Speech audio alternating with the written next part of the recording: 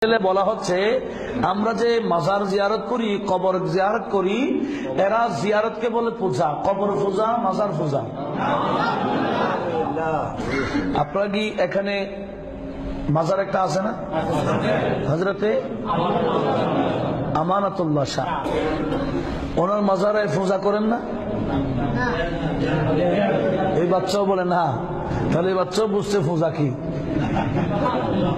দেখেন, আমরা মাজারে পূজা করি না, আমরা মাজারে মাজারওয়ালার মুখামুখি দাঁড়িয়ে ওনার দিকে মুখ করে কিবলাকে পিছন দিয়ে সূরা ফাতিহা পড়ি, সূরা ইখলাস পড়ি, সূরা তাকাসুর পড়ি, বিভিন্ন সূরা পড়ি, দারুস শরীফ পড়ি। এগুলা কি পূজা? তাহলে যারা জিয়ারতকে পূজা বলে ওরা বেঈমান হওয়ার জন্য, কাফের হওয়ার জন্য এই কথাই তাদের যথেষ্ট। কারণ কবর জিয়ারত এটা নবীজির, স্বয়ং নবীজির সুন্নত।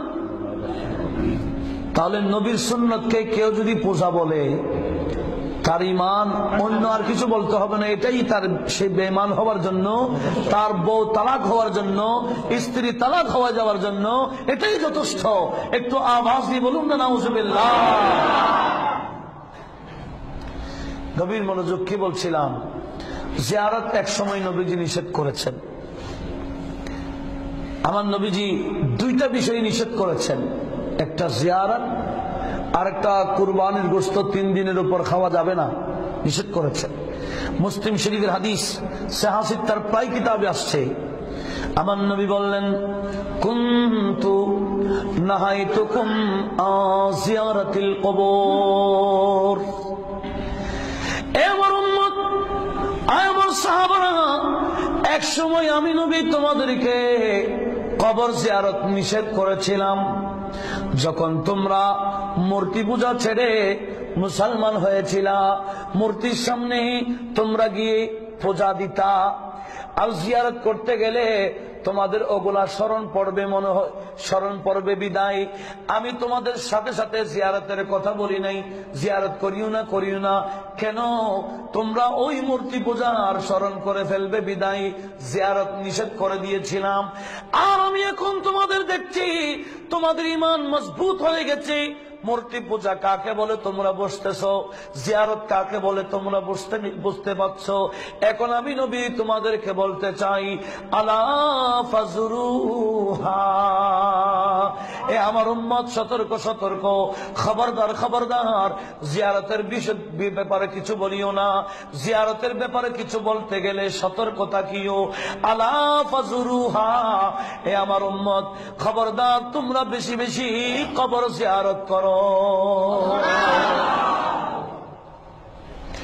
কবর জিয়ারত করার আদেশ কে দিয়েছেন?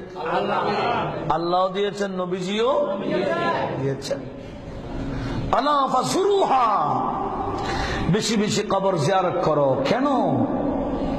ফাইন্নাহা তুযাক্কিরুকুমুল মাউতা ওয়া ফি রাওয়ায়াতিন তুযাক্কিরুকুমুল আখিরা। এ আমার উম্মত, কবর জিয়ারত করতে গেলে এই কবর তোমাদের স্মরণ করে দিবে। আজকে তুমি তোমার বাবার কবরের সামনে দাঁড়ালা, কিছুদিন আগে তোমার বাবা একসাথে তোমার সাথে খাবার খেয়েছিল, একই ঘরে ঘুমাইছিল। আজকে তোমার বাবা কবরস্থানে, তুমি যখন তোমার বাবার কবরের সামনে দাঁড়াবে, হঠাৎ তোমার মেমোরিতে এসে যাবে, হ্যাঁ রে, একদিন তো আমিও কবরে যাব, আমার বাবা যেখানে আমাকেও সেখানে যেতে হবে। মওতের স্মরণ তোমাকে কবর জিয়ারতে করাই দিবে। সেজন্য নবীজি বলেন, বেশি বেশি কি করো? জিয়ারত করো। হ্যাঁ, জিয়ারত করতে গিয়ে মাজারে গিয়ে অনেক সময় মন গড়া কিছু কাজ করে, যার কারণে পূজা বলার কিছু সুযোগ পাই। মাজার জিয়ারত করুন। জিয়ারতের সিস্টেম আছে কিনা? আমার আলা হযরতের আমাদের যে তালিম দিয়েছেন সেটা হলো, যে মাজারে গিয়েছেন সেই মাজারওয়ালার কমপক্ষে 4 হাত দূরে থাকবেন। কারণ ওলি আল্লাহরা দুনিয়াতে যেভাবে জীবিত ছিলেন, কবর যাবার পরও জিন্দা। তো ওলি আল্লাহ যিনি জীবিত অবস্থায়, আপনি ওনার কাছে যাবেন? সবসময় ওনার দূরে থাকেন। ঠিক মারা যাওয়ার পরেও সে আদব রক্ষা করতে হবে, দূরে থাকতে হবে।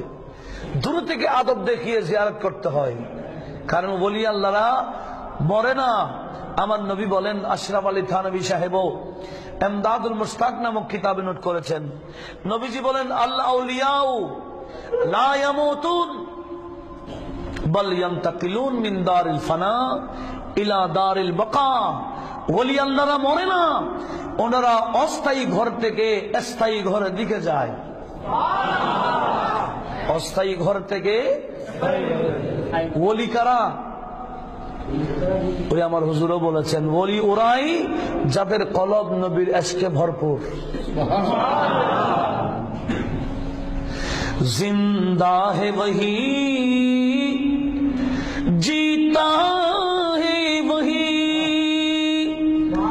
वल्लाह वही है वलीउल्लाह। सुभान अल्लाह। जिंदा है वही, जीता है वही, जिंदा है वही, जीता है वही, वल्लाह वही है वलीउल्लाह। जो इश्क़ नबी में रो रो कर, सुभान अल्लाह, वली करा। जो इश्क़ नबी में रो रो कर ये जान और दौलती खोता है। যারা ইশকে নবীর পর নবীকে মহব্বত করতে গিয়ে নিজের জান পর্যন্ত দৌলত বিলীন করে দেয়, জান পর্যন্ত কোরবান করে দেয়, এরাই ওলি। জিন্দা হে वही, जीता है वही, जिंदा है वही, जीता है वही, वल्लाह वही है वलीउल्लाह। जो इश्क़ नबी में रो रो कर ये जान और दौलती खोता है। सलातुन या रसूल अल्लाह।